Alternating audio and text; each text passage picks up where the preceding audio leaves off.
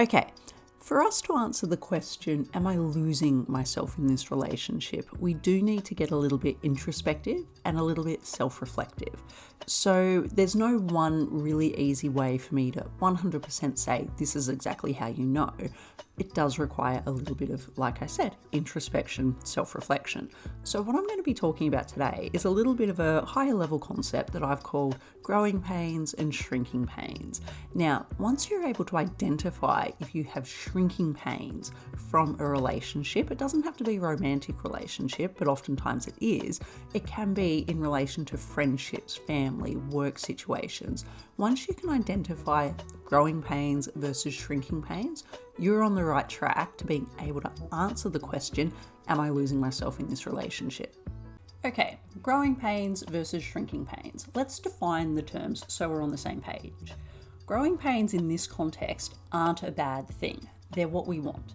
If you remember from some of our previous episodes, we've spoken about Maslow's hierarchy of needs, where the upper tiers of the needs pyramid include self-esteem needs, which are also tied to our feelings of being valued, self-respect, being respected and considered by those around us. And the top tier, the unicorn if you will, is self-actualization. This is about reaching your fullest potential once a healthy, stable foundation has been built. We're able to explore personal growth, we're able to explore our creativity and our purpose. But if we're on a rocky foundation, this can't happen. So my concept of relationship growing pains is essentially drawing on Maslow's hierarchy with a nuanced understanding of what may erode or disrupt the foundation of your needs. And attachment theory and internal family systems are essentially some of those elements that we draw on, and it gives us a little bit of an understanding of what may be eroding the foundation. So in relationships, growing pains will often look and feel like where you're being challenged in a way that's healthy and you feel safe and supported exploring the challenges. This can be having a supportive partner who has your back when you're facing a challenge outside of the relationship, or a partner who is receptive to exploring the challenges that may be occurring in your relationship. From these challenges and them being explored in an emotionally safe, healthy, supportive way, you're learning to communicate better, you're learning to set better boundaries, you can feel vulnerable, and you learn to be even more vulnerable. So there's discomfort, but it's forward moving in a positive way. You feel like more of yourself, not less. Now, in contrast, shrinking pains will often look and feel like you might be walking on eggshells. You might not raise issues or concerns with your partner because you fear what the outcome will be. A hint, if you have an underlying fear that sharing your feelings, raising a concern, or trying to uphold a boundary will lead to your partner responding in a negative way, you're shrinking, my friend, and they are in total control of the relationship dynamic. You're very likely suppressing parts of yourself to be easier or more lovable.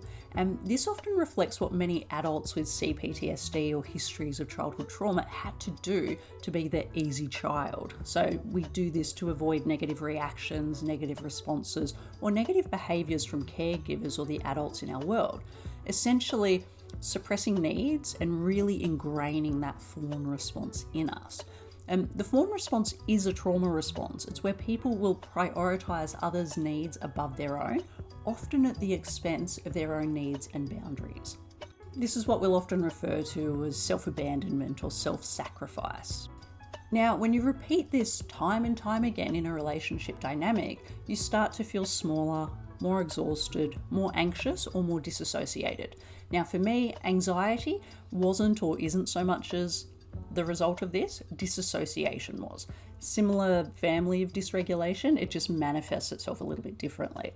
Now, there are also earlier, more subtle signs which are often mistaken for the love bubble. Your friends don't see you as much, your hobbies fade. You essentially feel a little bit less you, which the love bubble can be a thing that's relatively normal and it does level out over time. But when you couple it with someone who has emotional control of the relationship, it's a sign of what's likely to come, and it isn't good. Remember that quote, whoever cares the least controls the relationship? Yep, if you're with someone who is avoidant, dismissive or fearful, wherever they sit on the relationship spectrum, and even if we remove the avoidant label, the person who is hot and cold, the person who pulls away for the other to chase, they're in charge. If you fold your boundaries, if you chase, if you shrink yourself, you're putting them in charge of the dynamic.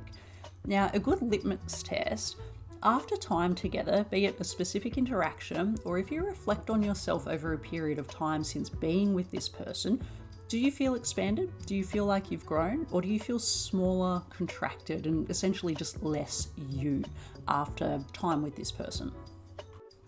Now, if you want to unpack this topic a little bit more in depth, episode 9 of the Reconnection Co podcast is available now on YouTube and Spotify.